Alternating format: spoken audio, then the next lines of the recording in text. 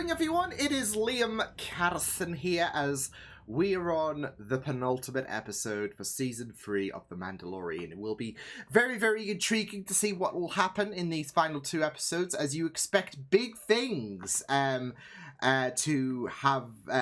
conclude this season, which I know it's not been everyone's cup of tea, like I've said in last week's episode. I've enjoyed it quite a lot, although, like I said, seasons 1 and 2 have been the better seasons for me, but it's still been a very enjoyable season, which should have a very, very interesting conclusion, because there's been stuff that's been mentioned, of course, during the course of the season, as well as the fact that there are certain proposals that must get adhered to, I guess. So, yeah, because at the end of the last episode, we had Bo-Katan reclaiming the Darksaber, especially with Mando stipulating why she is right, why the Darksaber is rightfully hers, as well as that little confidence boost from the armor in episode 5. So yeah, but yeah, there is this push forward to reclaim Mandalore as well. So will be very, very interesting to divulge into that, as well as the prospect of Moff Gideon returning, because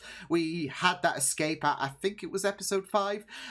So no doubt we'll be seeing him amongst these final two episodes. So yeah, but excited to get into this. I know I think several minutes of this was shown at Star Wars Celebrations during this past weekend, along with a plethora of stuff that has us stoked for the future of Star Wars. So yeah, I'm intrigued to see how this episode will proceed. So, with that said, let's get into episode 7 of The Mandalorian Season 3.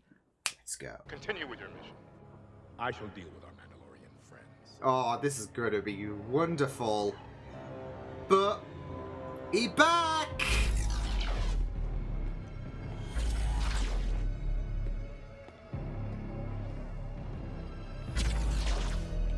This bastard's back, and we love to see it. Oh my god. Grand Admiral Thrawn's return will herald in the re-emergence of our military and provide Commandant Hux enough time to deliver on Project Necromancer. Project Necromancer. Oh. Captain Pelion, you always speak with much authority. Oh! And your guard. We shall be rid of the Mandalorians once and for all. Oh, no, this is kind of sick, but oh, chills. The pilot provides cognition. Yes.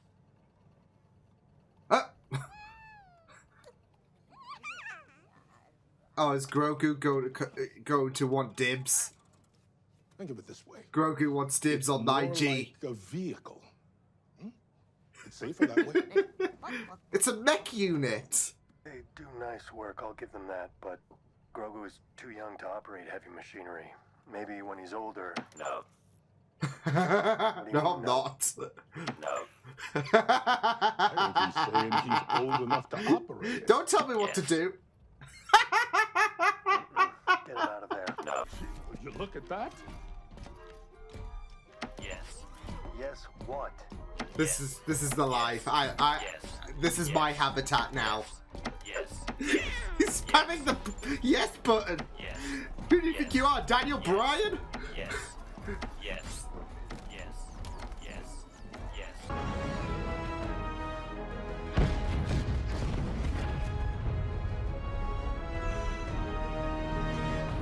Just gotta love that fleet, but you just don't love the feeling of dread with Moff Gideon Scouting party descending to waiting in the surface. midst.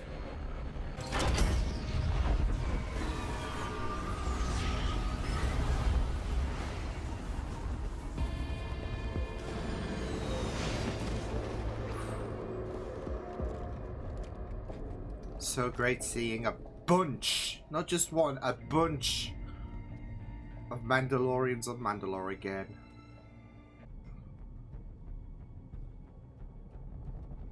You wear the crest of the Night Owls. That they I do. should hope so. They're Mandalorians. Yeah, but they've been like struggling. I'm guessing eating the animal. Ooh. Ooh. It is? Holy shit. Cities and Mandalorian lives were to be spared. That is how Moff Gideon came to possess the Darksaber. There you go. I didn't trust him, but it was the only chance I had to save our people. Yeah, it was more so thinking about the lives of her fellow people and then wanting the betrayed pain me, to and stop, and we were obviously, helpless to resist the purge of Mandalore. yeah. Mandalore has always been too powerful for any enemy to defeat. It is always our own division that destroys us. Tear each other up from the inside when we could be fighting on. We could fight other forces on the outside. Character. These are the reasons I serve you, Lady Kryze. Oh wow! Oh. Your song is not yet written. I will serve you until it is. Holy shit! Undying loyalty there for. Oh! Somewhere Bo-Katan is just feeling a little turned on. I'm kidding. I had to encourage the ship. Why do I feel like Moff Gideon is in association with these survivors? This is all a bait. Can you believe this?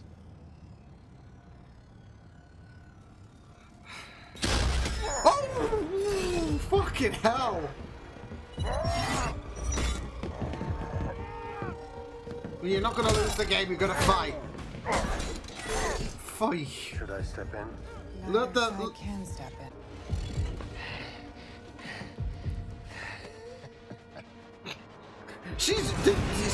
Sasha Banks just literally gave him the disappointed look. No.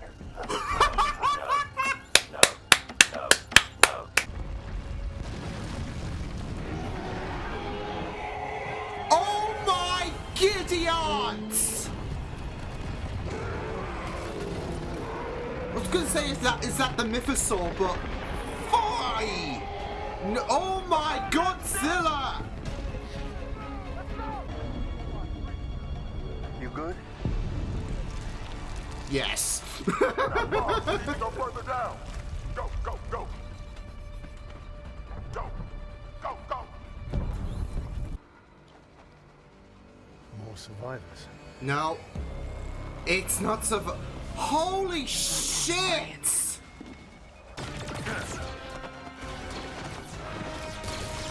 Oh my god. Nah.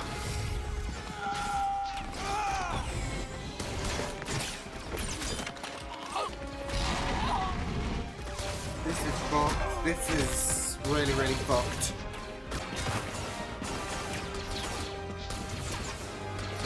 It's a good job Mando, or even Bo, have that many Mandalorians with them, because these stormtroopers in Beskar would absolutely annihilate them. This is messed up. This is messed up. Mando! Oh my god, he's all alone! Oh my god, no!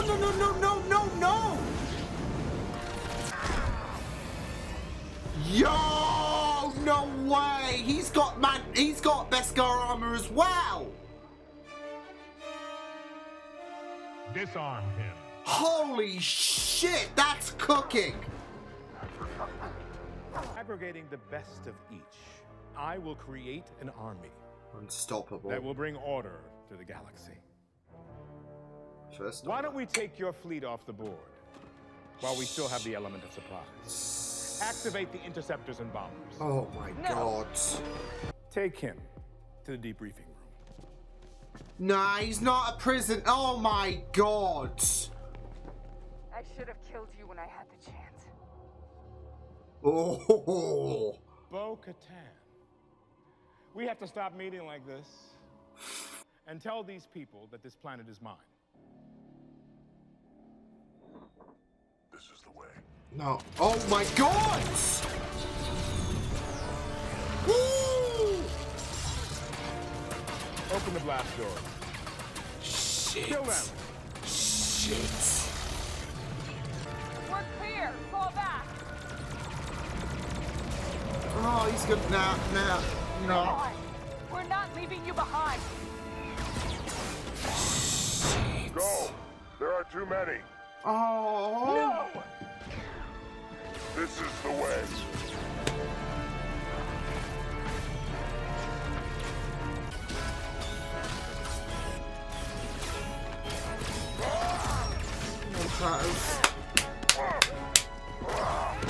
Boy.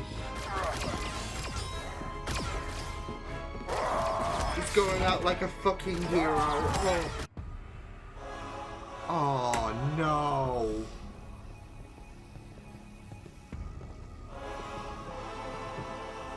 Shit. This is criminal.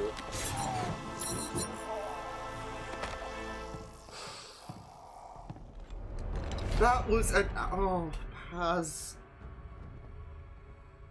that was an ambush. That was fucked.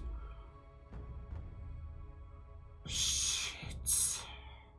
Wow. He really has done it this time, hasn't he, Moff Gideon? Shit. I had a feeling, yeah, Paz was going to stay. It was going to stay behind. But those guards absolutely ambushed him. That was criminal.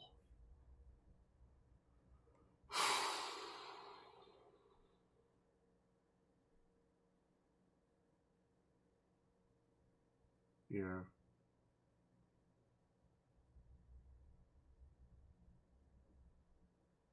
Wow.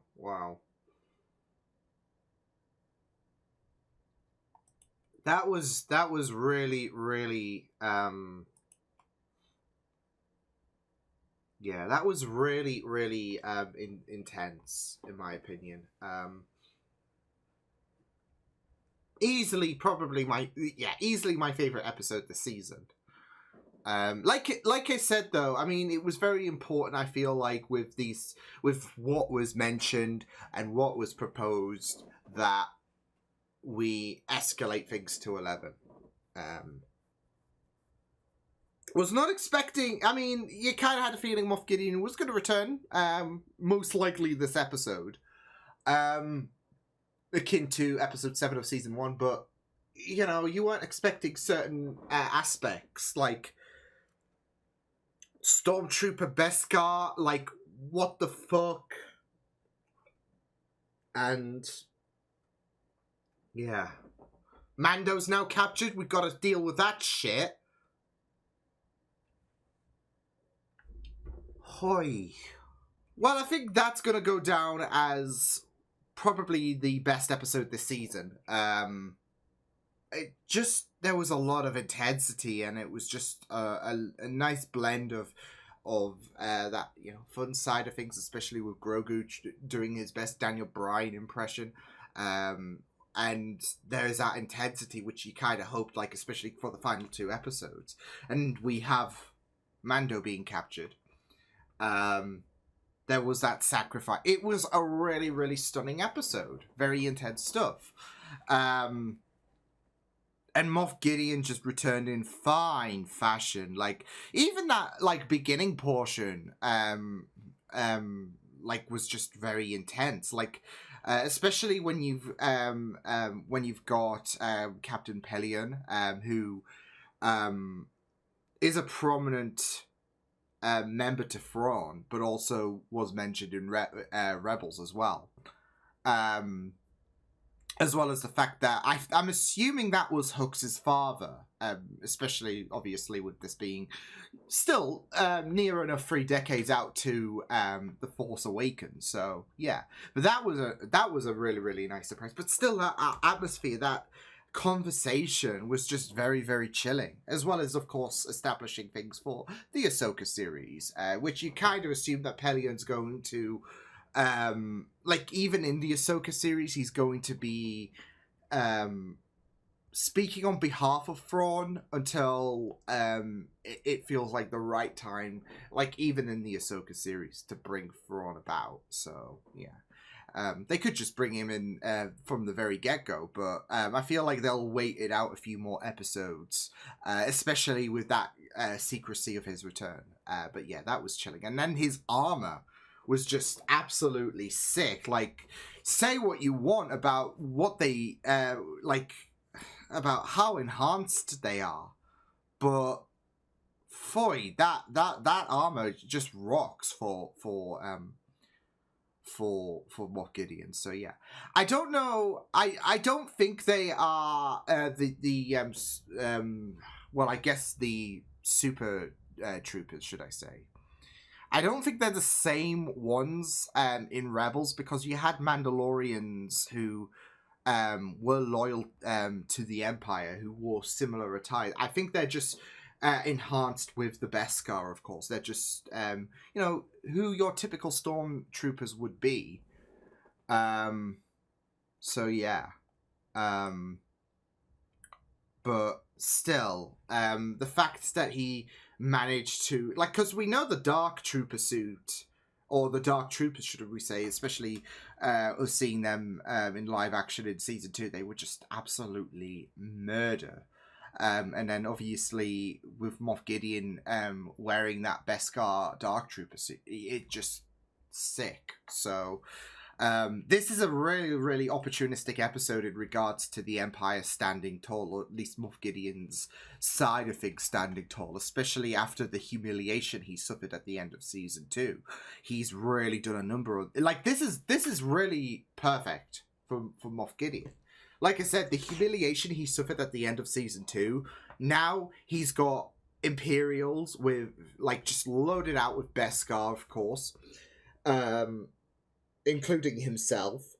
He has Mando captured, and there was, of course, a very, very heartfelt death. So, and in some capacity, of course, we can have our discussions about, Season 3 and how Seasons 1 and 2 might have fared a bit better overall in terms of the storytelling. And obviously, there's been talk about the fact that, well, the Mandalorian no longer associates to just Jaren. Yeah, I can never say it right. It can associate to other Mandalorians and all of that. And I think there was a bit of a split opinion about that, but I mean, I've always liked to have seen it as, like, especially when Bo Katan returned, I've always liked to have seen it as not just referring to Jin's story, that because he of course we associate him as the Mandalorian when it first when the show first began, but of course it's grown so much, and we're seeing that with Season 3 with focus on Bo, focus on Paz as well, and as well as other side of things as well. Of course, there's been this uniting force in regards to different clans of the Mandalorians this season, and that's been a pretty big focus. And of course, I feel like things could have been done a bit better overall. But like I said, I feel like what they were trying to get at in terms of not just focusing on Din's story, but focusing on other factors, it works, like especially with Paz Vizsla's death, because obviously we've seen him around and all of that during our time with, I guess, the Book of Boba Fett, but also with the Mandalorian. But we had that episode 4 it was, where we had a bit of a focus on him and his son. Well, more so his son getting captured and all of that, but we're fleshing out his character, and that makes his sacrifice, building his character, it adds to that sacrifice. And it was just really, really incredible. Like, not just was, like, did he just exit on such fine fashion, especially taking care of those troopers, but it was just really, really epic. And then the Praetorian Guards just came in and absolutely murdered him. There was not even a fight, and I think that speaks volumes, because I think even though he's not going to be like Paz Vizsla's character is not going to be super heavy in terms of like backstory and all of that. We know he can put up a fight. We know we know that even if you have the cojones to challenge a Mandalorian, he's one Mandalorian you're not going to want to fuck with. And then those Praetorian Guards just came in and just. Granted, I mean, he did just take out several super enforced Beskar troopers and all of that. So there's, I mean, he's already taken quite a bit, but they just came in. He was ready to go to town. He was gonna go down fighting until his last breath, and they just didn't even break a sweat. So, but of course, the Praetorian Guards are also a force not to fuck around with as well. So, yeah, but it was great stuff. Like I said, with Moff Gideon and all of that, I mean, this is just really, really, this is just really, really incredible stuff. But I can't help notice with this being titled The Spies, I am wondering, because I was wondering, like, were those survivors, like, did a deal get brokered out in regards to Gideon, setting up things at Mandalore and all of that. So, like, he could cut a similar deal to, what he did to Bo-Katan, because obviously we heard from both side of things in regards to how she felt like she betrayed her fellow Mandalorians. And, with the fact that we got to hear her side of things in regards to she handed over the Darksaber. Gideon promised that the lives of Mandalore would be spared, and then of course he decided to screw him over. I wouldn't be surprised if those survivors, because I did suspect. Wait, are these survivors? Because I feel like, I mean, obviously, with Mandalore being in the state there's bound to be some people who's going to be living rough and all of that. But I just feel like it might be opportunistic for Moff Gideon to break out a deal and all of that to these survivors. Oh, I can pick you back up on your feet if you do this and all of that. So, yeah. But I don't know. I don't know. There's also slight suspicions in the armorer as well. In regards, I don't know. I mean, obviously she's gotten a bit of focus as well as season, which is great. So they could do like they did with Paz Vizsla. They could do something big,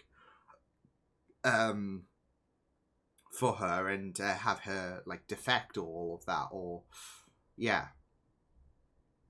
But we'll just have to wait and see. And Axe Woves even, like especially with how things have been in terms of Bo-Katan leading things once more, and he might not be too happy about that. So, yeah, I feel like there is more to the story, especially in regards to the Spies. So, yeah. But yeah, I really thought that this was great stuff. Like I said, it was a great return to form for Moff Gideon. Like, especially when you saw him walking to that council, you saw the troopers, I'm like, they've, like, I was thinking they've got Beskar on, haven't they? But it was, like, it was not something you really had too much of a focus on until they arrived in, they arrived, at Mandalore, and yeah, so, phew, it was a really, really intense episode. I really love the utilization of having Grogu. I guess use IG as a mech suit and all of that, because of course we were all wondering what they were going to do with this if there was no hope of salvaging IG, especially since the main purpose was to use him to explore Mandalore, and that was already cleared up. So you were still wondering, okay, so why did we bring IG back? Or at least the idea of bringing IG back. And then, of course, we had that situation early in this episode where Grogu is basically used... I'm wondering if that's going to transfer to Season 4 and all of that. I mean, there has been a lot of speculation in regards to, like, early on in the season, is Grogu going to talk? And, you know, technically, he has, now that he has... well, it's only 2 functions and all of that. Like, it's no, and then there's yes, which he kept, like I said, he kept spamming like he was Daniel Bryan. Like, yes, yes, yes, yes, yes. So, yeah, but it did present some very, very comedic scenes, like, especially since now he has this, like, he now has a better idea in terms of being able to communicate and being able to be understood and all of that. He's taking things into his own hands like he did at the marketplace, and he's, yeah, he's growing up. He is growing up. So that was really, really great stuff. But yeah, we're now going to rescue Mando. What Grogu needs is a protective visor to cover like the cockpit of the IG unit, because I mean, if he's in the thick of it, like, you could just basically shoot him, and then yeah. So bit dark, I know, but I mean, especially if you can potentially use the IG as a weapon as well, which Grogu would probably utilize, then he's going to be a target. There's going to be some people who do not give a shit if he's like a 50-year-old baby or whatever. They're going to shoot at the fucking kid. So, I mean, this is the same series where we had, well, not the same exact series, but in terms of the universe we're in, we had Anakin kill younglings and all of that. There's going to be someone who's going to have no qualms about shooting a 50-year-old baby, essentially. So, I'd say we need a protective visor if you're going to have Grogu out in the field, I guess, like we did in this episode, really. I mean, albeit they were ambushed, but still, my point stands, I guess. So, yeah. So, kind of like how he retreats into his little dome and all of that, when things get a bit ugly. But I really, really thought it was a really stunning episode. Yeah, Paz Vizsla went out like a freaking champ. It was really, really great stuff to see him just, you know, decimate those troopers and try to hold his own against the Praetorian Guards, but it wasn't happening. So, yeah, and it was just really, really great stuff, and sets things up really well for the finale, I would say. So I'm excited for next week's episode because, yeah, like I said, Moff Gideon, he came in and really decided to hold it like he really decided to take that season 2 defeat, that season 2 humiliation personally, and he delivered in this episode. So yeah, pretty intense stuff this episode. So yeah, I will see you guys next time. Hope you guys enjoyed this reaction. You can check my videos on the right if you want to check out more of my content. You can also subscribe to my media feeds and channel if you want to. Hope you guys enjoyed this reaction. Hope you guys take care, and I'll see you guys next time. Toodles!